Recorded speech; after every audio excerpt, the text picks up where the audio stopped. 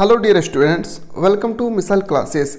सो dear student, आज हम लोग इस वीडियो में देखने वाले हैं क्लास 11 हिंदी इलेक्टिव का पहला टॉपिक ईदगाह, जिसका राइटर है प्रेमचंद। इसमें आज हम लोग देखेंगे इनका थ्योरी पार्ट, क्योंकि थ्योरी पार्ट को आपको समझना बहुत ही अति आवश्यक है, क्योंकि आपके अभी जो एग्ज़ाम होने वाले हैं उसमें आपको सब्जेक्टिव ऑब्जेक्टिव यानी दोनों टाइप के क्वेश्चन पूछे जाने वाले हैं।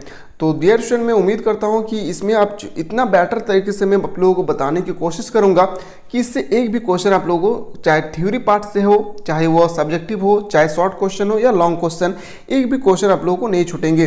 पर शर्त है आप लोगों को डियर स्टूडेंट, वीडियो को आप लोग बिल्कुल अच्छे ढंग से देखेंगे बिना स्किप किए। इतना बेटर तरीके से मैं आप लोगों को आज इस वीडियो में एक्सप्लेन करने वाला हूँ। डियर स्टूडेंट, अगर कोई कैंडिडेट पेड कोर्स लिए हैं तो मैं उम्मीद करता हूं कि आप लोग खास करके डियर स्टूडेंट इस वीडियो को आप लोग अच्छी तरह से देखेंगे, और जो पेड कोर्स नहीं लिए हैं उनसे रिक्वेस्ट है कि आप जल्द से जल्द पेड कोर्स ले लें, जिसमें हमारी पूरी क्लासेस आपको मिल जाएंगे टर्म 1 और टर्म 2 एकदम मिनिमम फी में। तो डियर स्टूडेंट, अगर आप लोग चाह रहे हैं कि दूसरा हमें 2023 के परीक्षा के लिए हमें अच्छी तरह से प्रिपेयर करना है, तो एक नंबर है सर, उस नंबर पर आप लोग कॉन्टैक्ट करें 91222288 और 60। इस नंबर पर आप लोग व्हाट्सअप करके अधिक से अधिक जानकारी प्राप्त कर सकते हैं। तो डियर स्टूडेंट, आज हम लोग इसमें देखेंगे सबसे पहले थ्योरी पार्ट, फिर हम लोग देखेंगे ऑब्जेक्टिव टाइप के क्वेश्चन, फिर हम लोग देखेंगे short question and long question. यानी एक ही टॉपिक पे हम लोग 3 वीडियो देखने वाले हैं, जिसमें मोस्ट इंपॉर्टेंट होने वाला है। और उम्मीद करते हैं कि क्वेश्चनों को आप लोग स्किप नहीं करेंगे। डियर स्टूडेंट, बार बार मैं यही आप लोगों को डिस्कस करवाने की कोशिश करूंगा कि आप लोग अच्छी भाषा में समझ जाएं, क्योंकि अगर पार्ट को अगर अच्छी तरह से आप समझ गए होंगे, चाहे उससे रिलेटेड आपका सब्जेक्टिव पूछे, चाहे ऑब्जेक्टिव पूछे, चाहे शॉर्ट क्वेश्चन पूछे या लॉन्ग क्वेश्चन, आप बेटर तरीके से लिख सकते हैं। तो चलिए हम लोग बिना देर किए वीडियो की ओर मूव करते हैं। यानी आपका सबसे पहले मैं लेके चलता हूं पाठ का परिचय।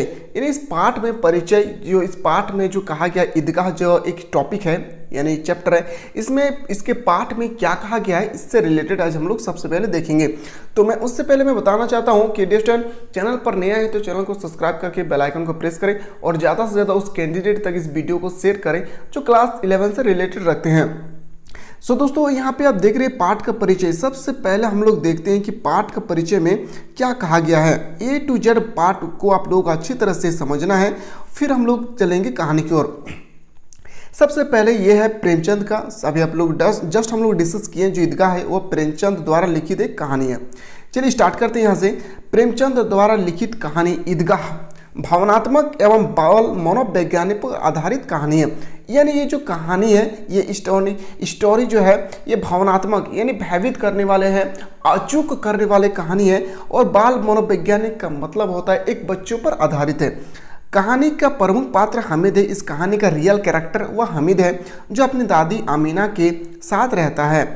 हामिद के चरित्र के माध्यम से भावग्रस्त जीवन के कारण बच्चे समझ से पहले ही समझदार होना और इच्छाओं का दमन करना दर्शाया गया है। यानी जो हामिद थे वह बचपन से ही वह समझदार बच्चे के रूप में भूमिका निभा रहे थे।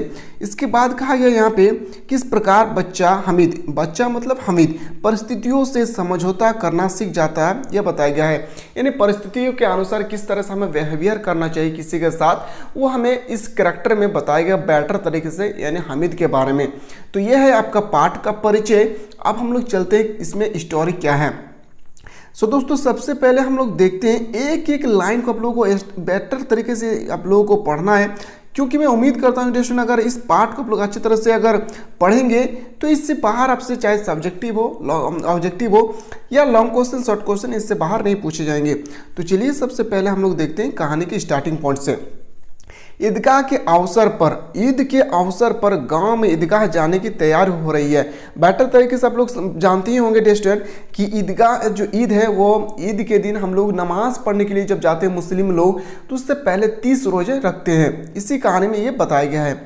ईदगाह के अवसर पर गांव में ईदगाह जाने की तैयारियां हो रही है। सभी लोग कामकाज निपटा कर ईद के मेले में जाने की जल्दी में हैं। सभी लोग जल्दी जल्दी से काम निपटा रहे थे और वो ईदगाह के में जाने के लिए तैयार हो रहे थे। बच्चे सबसे ज़्यादा खुश थे। बेटर तरीके आप लोग जानते हैं, चाहे वो दुर्गा पूजा का सीज़न हो या काली पूजा का सीज़न हो या ईद का सीज़न हो या मुहर्रम का हो, उसमें बच्चों को ज़्यादा सी खुशी होती है फेस्टिवल में। उन्हें गृहस्थी की चिंताओं से कोई मतलब नहीं, यानी क्या खाना पक रहा है क्या नहीं, इससे इस बच्चों से रिलेटेड कोई मतलब नहीं। उन्हें तो यह भी मालूम नहीं कि उनके अब्बा जान ईद के लिए पैसे का इंतजाम करने चौधरी कायम अली के घर दौड़े जा रहे हैं। यानी जो हमीद थे उनके जो पिता थे कौन थे, याद रखिएगा, अब्बा जान का भी नाम आपको जस्ट मैं बताऊंगा अभी थोड़ा कहानी के बाद में।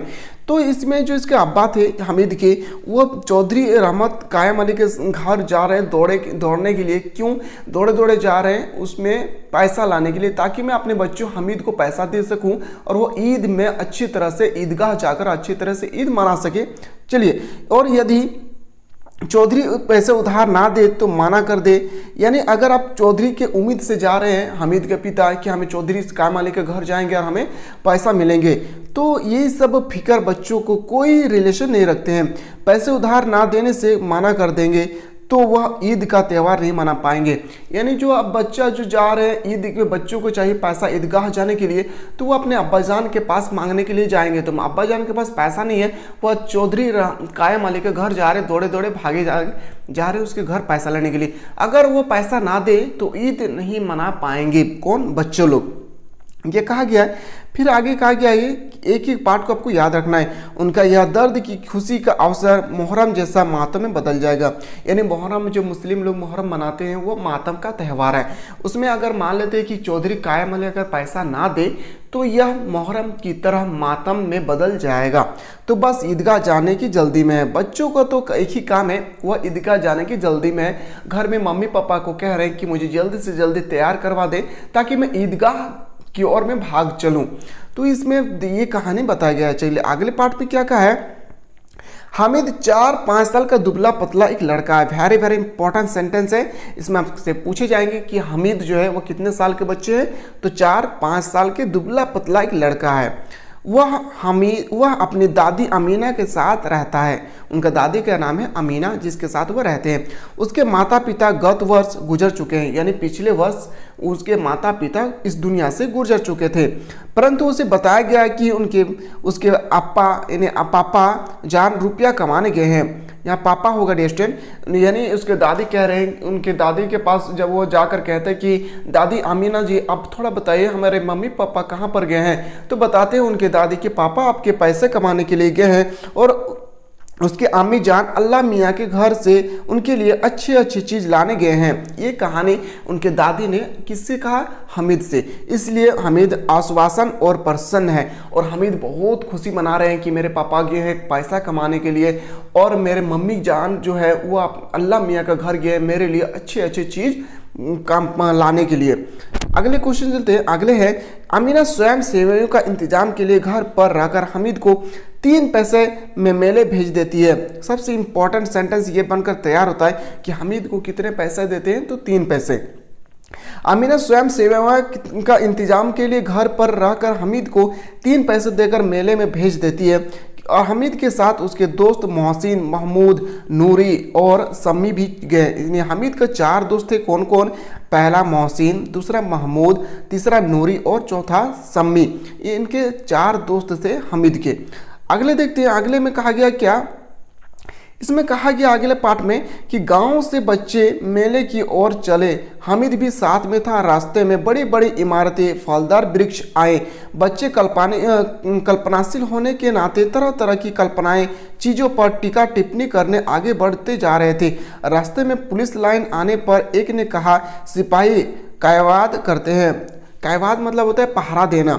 ये पहरा देते हैं, यानी याद रखिएगा ये जो आप सबसे इंपॉर्टेंट है। क्वेश्चन आता है सब्जेक्टिव क्वेश्चन में कि बच्चे जब घर से ईदगाह की ओर जा रहे थे तो उन्होंने रास्ते में क्या क्या देखे थे, तो याद रखिएगा बड़ी बड़ी इमारतें, फलदार वृक्ष, ये सब देखकर वह कल्पनाशील करने लगे। क्या क्या कल्पनाशील? तो एक बच्चे ने कहा कि पुलिस लाइन पर, एक ने कहा कि सिपाही कवायदार करते हैं, यानी कवायद मतलब होता है पहरा देना। उसके बाद जो मोहसिन थे, उसका फ्रेंड मोहसिन का कहना था कि यही पुलिस वाले चोरी भी करवाते हैं। हमीद सुनकर आश्चर्य होता है। इस प्रकार बालकों में पुलिस के प्रति अलग अलग विचारधाराएं सामने आने लगी थी। उसके बाद कहा गया है क्या कहा गया तो गौर करेंगे। ईदगाह में नमाज का नज़ारा अलग ही था। नमाज के समय लाखों सिर होगा स्टूडेंट, यहाँ पे लाखों सिर एक साथ सजदे में झुकते हैं तथा एक साथ उठते हैं। ऐसा प्रतीत होता है उनके मन में अपार श्रद्धा का भाव होता है। उनके भीतर की भाईचारा की भावना उनके पास में जुड़े रखते हैं। धर्म में आपस में लोगों को जोड़ता है, तोड़ता नहीं। धर्म के नाम पर तोड़ने वाले धर्म के रहस्य को समझते नहीं। यानी उन लोगों को ये लगने लगा कि एक साथ लाखों सिर सजदे पे जा रहे, लाखों सिर एक साथ कायम कर रहे हैं। कायम का मतलब होता है खड़ा होना। उन्हें देखकर लग रहा है कि कोई भी धर्म को एक साथ एकजुट रहना चाहिए, और जो झगड़ा करते हैं एक धर्म के साथ दूसरे धर्म के साथ, एक दूसरे धर्म के साथ, तो वो धर्म के बारे में कोई भी स्टडी नहीं करते हैं।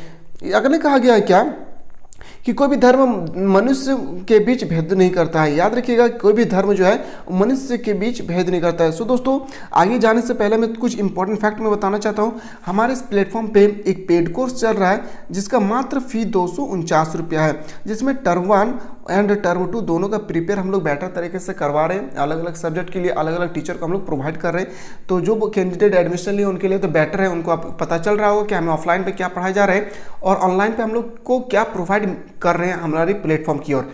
तो अगर आप कोई कैंडिडेट अभी तक एडमिशन नहीं लिए तो इस नंबर पर आप लोग व्हाट्सअप करें 9122288860 पर आप लोग व्हाट्सअप करके अधिक से अधिक जानकारी प्राप्त कर सकते हैं। तो चलिए आगे जो कहा गया कहानी में, आगे कहानी क्या क्या है। सो दोस्तों, हम लोग अभी डिस्कस कर रहे हैं कहानी के। इसके बाद हम लोग ऑब्जेक्टिव क्वेश्चन देखेंगे, फिर हम लोग लॉन्ग क्वेश्चन शॉर्ट क्वेश्चन की ओर A to Z प्रिपेयर करेंगे। यानी एग्जाम से पहले हम लोग इतना बेटर तरीके से प्रिपेयर करेंगे ताकि एक क्वेश्चन ना छूटे। ईदगाह में नमाज के बाद हामिद के दोस्त झूले पर झूलते हैं, परंतु हामिद दूर खड़ा रहता है क्योंकि उसके पास पैसा नहीं था। 3 रुपया बहुत ही कम पैसा था। खिलौने की दुकान से महमूद सिपाही, नूरे वकील, मोहसिन भिस्ती तथा सम्मी धोबिन खरीदते हैं। हामिद खिलौने की निंदा करता है, परंतु साथ ही ललचाए निगाहों से उन्हें देखता भी है। सब फ्रेंड, उनके सब जब दोस्त एक साथ खिलौना कीनते हैं, खिलौना जब खरीदते हैं तो दोस्तों उन्हें लगता है कि हमें भी खिलौना खरीदना चाहिए, पर वो थोड़ा सा मन में दिल को तसल्ली देते हैं और उन्हें बताते हैं। क्या बताते हैं? और हामिद को चिढ़ा चिढ़ा कर खाते हैं, और उन्हें भी सभी जो फ्रेंड थे, सभी दोस्त मिठाइयाँ खरीदते हैं और हामिद को चिढ़ा चिढ़ा कर खाते हैं। आगे देखते हैं क्वेश्चन क्या है। कहा गया क्या, मेले के अंत में लोहे की दुकान पर चिमटा देखकर हामिद को अपने दादी का ख्याल आता है। दुकानदार से मोलभाव करके वह चिमटा खरीद लेता है। हामिद के तर्कों के कारण उसके सभी दोस्त उसके चिमटे से प्रभावित हो जाते हैं। उनके दोस्त जो है, मोस्ट इंपॉर्टेंट इस सेंटेंस, उनके दोस्त जो किससे प्रभावित होते हैं? हामिद के चिमटा से। घर पहुंचकर दोस्तों के खिलौने किसी न किसी कारण टूट जाते हैं। हामिद जो है वो अपने दोस्तों से कहते हैं कि आपका जो ये आपके भिस्ती है, आपका सिपाही है, वो एक ना एक दिन टूट जाएंगे, पर हमारे जो चिमटा है ये लोहा के हैं, ये कभी नहीं टूटेंगे। आगे कहानी देखते हैं। मज़ेदार कहानी है, भयभीत करने वाली कहानी है। हामिद के घर पहुंचते ही दादी आमीना उसे गोद में उठाकर प्यार करने लगी, पर अचानक उनके हाथ में चिमटा देखकर वह चौंक गई। कौन? उसकी दादी आमीना। पूछने पर हामिद बताया कि उसने मेले से 3 पैसे का चिमटा खरीदा। चिमटा का प्राइस कितना है? 3 पैसा खरीदा। दादी उसकी नासमझ पर क्रोधित होते हुए पूछती है कि पूरे मेले में उसे कोई और चीज़ खरीदने के लिए नहीं मिली। हामिद अपराधी भाव से बताते हैं, हामिद जो है वो अपराधी भाव से बताते हैं क्या कि दादी की उंगली ताबे से जल जाती थी, इसलिए उसने चिमटा खरीदा। यह सुनकर बुढ़िया क्रोधित तुरंत इतने में बदल गया। उनका जो क्रोधित था वह खुशी में बदल गया और वह थोड़ा सा रोने लगे। रोने के टाइम क्या बोल रहे हैं, गौर कीजिएगा। दादी आमीना अमित के त्याग पर उसका विवेक देखकर हैरान रह गई। सुबह से भूखा बच्चा दूसरों को मिठाई खाते देखकर कैसे इसने अपने मन को मनाया होगा। मेले में भी इसी अपने बूढ़ी दादी की याद बनी रही। यह सब सोचकर आमीना का मन गदगद हो गया। इन्हीं मन गदगद होने के बावजूद उन्होंने कहा कि इतने सारे मेले में इतना सारे लोग, इतने सारी मिठाइयाँ, खाने पीने का सामान, खिलौने का सामान, इन सब को छोड़कर एक चिमटा खरीदे मेरे लिए। तो उन्होंने सोचा कि ये बहुत ही इम्पोर्टेंट सामान लेकर आए, महत्वपूर्ण वस्तुएं लेकर आए, इसीलिए उसका दादी का मन गदगद हो गए थे। अगला देखते हैं, अमीना अपने एक बालिका के सामान रोने लगी। अब उनके दादी का मन जब गदगद होने लगी तो वो दिल से दवाई देने के लिए आंख से आंसू निकाल रहे थे। वह दामन फैलाकर हामिद को दवाई लेती जा रही थी। तब आंसुओं की बड़ी बड़ी बूंदें गिरती जा रही थी, परंतु हामिद इस रहस्य को समझने के लिए बहुत ही छोटा था। हामिद को ये समझ में नहीं आ रहा था कि मैंने अपनी दादी के लिए, जब मेरे दादी तवा से रोटी उतारती थी तो उनके हाथ जल जाते थे, मैंने चिमटा ला दिए खरीद कर ताकि उनके हाथ ना जले, फिर भी मेरे दादी जी रो क्यों रहे हैं। इस रहस्य को हामिद नहीं समझ पा रहे थे। दादी उसके त्याग का अनुभव कर भाव विभोर हो गई। हामिद नहीं समझ पा रहे थे कि मेरी दादी क्यों रो रही है, मेरी दादी क्यों रो रही है। अगले देखते हैं, ये स्टूडेंट, ये जो आपके पार्ट है ये सबसे इम्पोर्टेंट है। और हामिद जो थे उनके दादी क्यों रो रहे थे, उसके दादी इसलिए रो रहे थे क्योंकि वह मेले में बहुत सारे चीज़ को छोड़कर वह सिर्फ और सिर्फ एक चिमटे लेकर आए थे। सो दोस्तों, इस कहानी का सबसे मेन मोटो है हामिद का समझदारी होना। इतने कम समय में, इतने कम उम्र के बच्चों में हामिद के समझदारी होना बहुत ही ज़रूरी था इस स्टोरी के अंदर। सो दोस्तों, हमारे जो इसमें हम लोग अभी जो डिस्कस किए, इसमें हम लोग कहानी को, स्टोरी को बेटर ढंग से अभी समझने की हम लोग कोशिश किए।